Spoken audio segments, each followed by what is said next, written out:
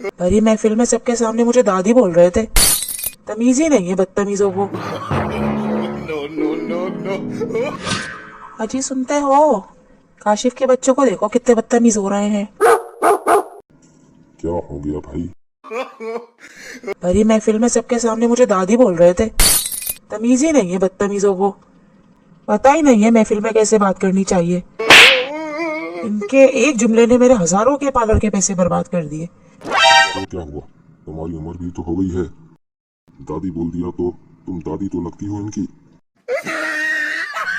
काशिफ की शादी जल्दी हो गई, इसका मतलब ये थोड़ी है कि मेरी उम्र ज्यादा हो गई है। इसे चाहिए वो अपने बच्चों को बोले कि वो मुझे आप ही बोले।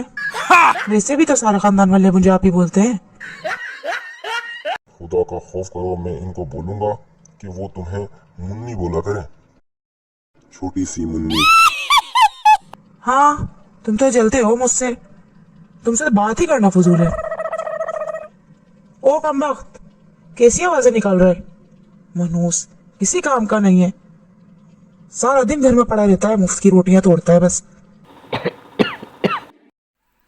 अम्मी, काशिफ भाई के बच्चों का गुस्सा मुझ पर क्यों उतार रही हैं? भला इसमें मेरी क्या गलती है? अल्लाह की पनाह, इससे मुंह चोरी करवा लो। सबके सब बदतमीज हो तुम। हो ना आखिर एक ही खानदान के।